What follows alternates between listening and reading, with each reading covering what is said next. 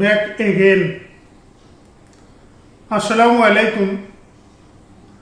আমি রুহুল আমিন, রুহুল টেক চ্যানেলে আপনাদের সবাইকে সুস্বাগতম। বন্ধুরা, আমরা ইতিপূর্বে 13টি পর্বে সমাস নিয়ে বিস্তারিত আলোচনা করেছি। আজকে আমাদের এই পর্বে সমাসের শেষ আলোচনা। আজ আমরা আলোচনা করব অব্যয়ীভাব সমাস এবং নিত্য সমাস নিয়ে। তো চলুন শুরু করি।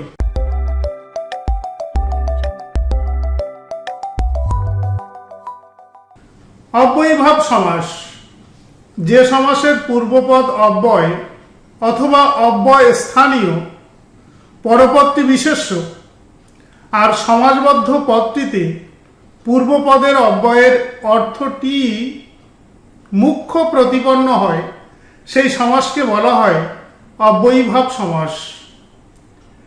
যেহেতু সমাসবদ্ধ পদটি অব্যয়ের ভাবপ্রাপ্ত হয়, সেহেতু এই সমাসের নামকরণ করা হয়েছে অব্যয়ীভাব। একটি উদাহরণ দিয়ে ব্যাপারটি বুঝে নেওয়া যাক। যেমন কুলের যোগ্য, অনুকূল।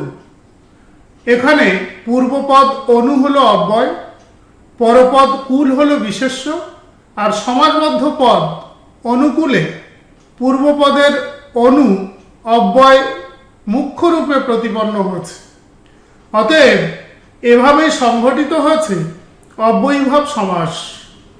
এখানে অবশ্যই মনে রাখতে হবে যে সাধারণত সামীপ্য, যোগ্যতা, সাদৃশ্য, ক্ষুদ্রতা, সম্মুখ, পশ্চাৎ, অভাব, অনতিক্রম, বিপ্সা, ব্যাপ্তি, বিপরীত প্রভৃতি বহুবিধ অর্থ প্রকাশ করতে অব্যয়ীভাব সমাস হয়ে থাকে। এখন আমরা অব্যয়ীভাব সমাসের এইসব বহুবিধ অর্থ জ্ঞাপক কিছু উদাহরণ দেখে নেব। যেমন সামীপ্য অর্থে অক্ষির সম্মুখে প্রত্যক্ষ, কুলের সমীপে উপকূল, নগরীর সমীপে উপনগরী, কণ্ঠের সমীপে উপকণ্ঠ, নদীর সমীপে উপনদী, সন্ধ্যার কাছাকাছি, সন্ধ্যানাগাদ, অক্ষির সমীপে সমক্ষ ইত্যাদি।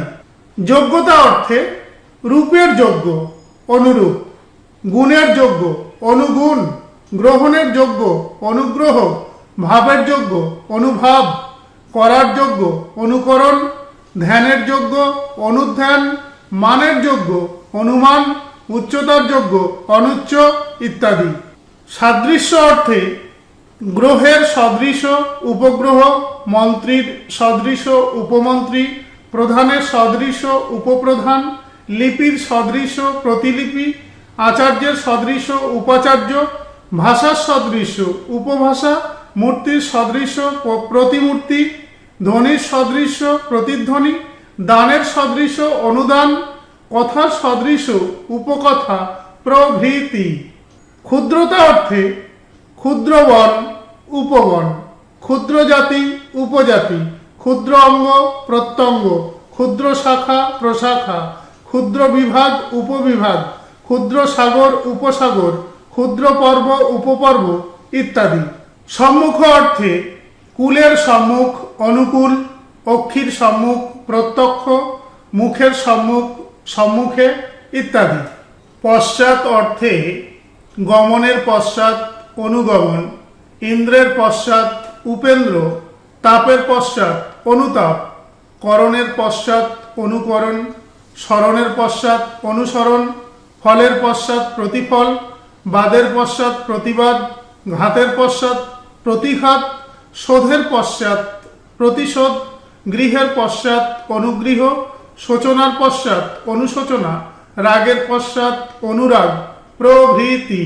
অভাব অর্থে ভিক্ষার অভাব, দুর্ভিক্ষ, মিলের অভাব, গরমিল, ভাতের অভাব, হাভাত, মানানের অভাব, বেমানান, হায়ার অভাব, বেহায়া, মক্ষিকার অভাব, নির্মক্ষিক, বিঘ্নের অভাব, নির্বিঘ্ন, কসুরের অভাব, বেকসুর, অর্থের অভাব, অনর্থ, নুনের অভাব, আলুনি, বৃষ্টির অভাব, অনাবৃষ্টি, যথেচ্ছ বন্দোবস্তের অভাব, বেবন্দোবস্ত ইত্যাদি।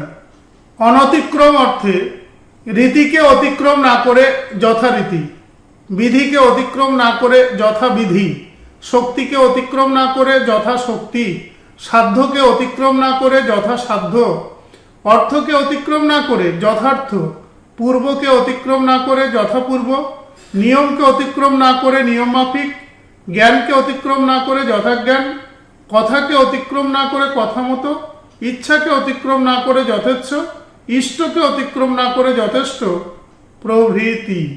বিপসা অর্থে রোজ রোজ, হর রোজ, শের শের, প্রতি শের, দিনে দিনে, প্রতিদিন, ক্ষণে ক্ষণে, অনুক্ষণ, জনে জনে, জনপ্রতি, শনে শনে, ফি শন, গৃহে গৃহে, প্রতিগৃহ, গ্রামকে গ্রাম, প্রতি গ্রাম, জেলায় জেলায়, প্রতি জেলা, বারবার, প্রতিবার, মন মন, প্রতি মন, বছর বছর, ফি বছর, মাসে মাসে, প্রতি মাস ইত্যাদি।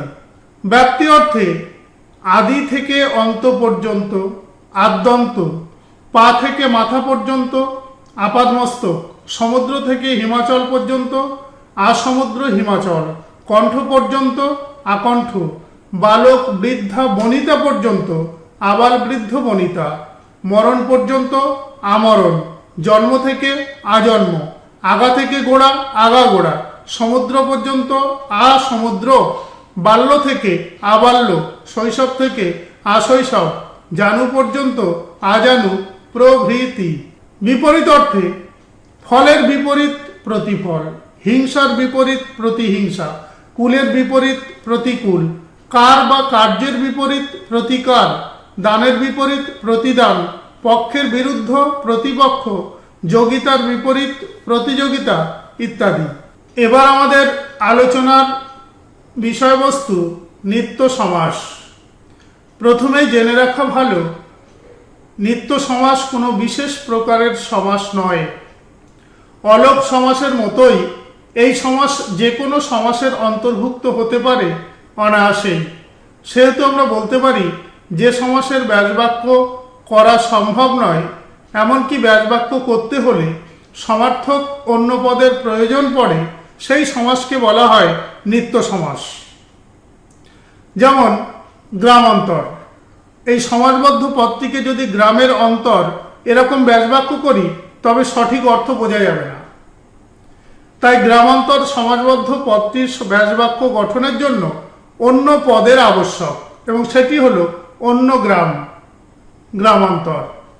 এরকম কিছু উদাহরণ হলো অন্য লোক, লোকান্তর, অন্য মনু, মন্বন্তর, অন্য ধর্ম, ধর্মান্তর, কেবল দর্শন, দর্শন মাত্র, কেবল একটি, মাত্র, অন্য গতি, গত্যান্তর, অন্য স্থান, স্থানান্তর, অন্য ভাষা, ভাষান্তর, অন্য দৃশ্য, দৃশ্যান্তর, কেবল হাঁটা, হাঁটাহাঁটি, কেবল বলা, বলা বলি, কেবল ভিক্ষা, ভিক্ষা মাত্র, কেবল জল, জল মাত্র, কেবল নাম, নাম মাত্র, এই ঘর, ঘরখানা, অন্য পাঠ, পাঠান্তর, কেবল ঝোলা, ঝোলাঝুলি ইত্যাদি।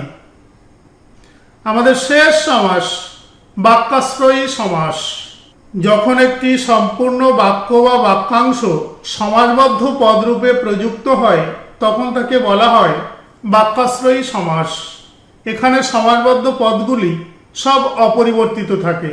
যেমন যে কমিটি সবুজ বাঁচায়, সবুজ বাঁচাও কমিটি। বসে আঁকা হয় যে প্রতিযোগিতায়, বসে আঁকো প্রতিযোগিতা।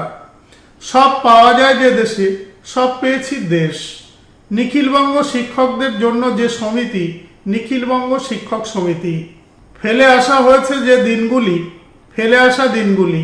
7টি রাজার ধনের সমান যে মানিক, 7 রাজার ধন মানিক। পণ প্রথার বিরোধিতা করা হয় যে আন্দোলনে, পণ প্রথা বিরোধী আন্দোলন ইত্যাদি। তো বন্ধুরা, শেষ হলো আমাদের সমাসের বিস্তারিত আলোচনা। যদি ন্যূনতম ভালো লেগে থাকে তবে লাইক, কমেন্ট, শেয়ার এবং সাবস্ক্রাইব করতে ভুলবেন না। যারা সাবস্ক্রাইব করেছেন তাদেরকে ধন্যবাদ, যারা করেননি তাদের কাছে আমি প্রত্যাশা রাখছি দেখা হবে পরের টিউটোরিয়ালে। ধন্যবাদ সবাইকে।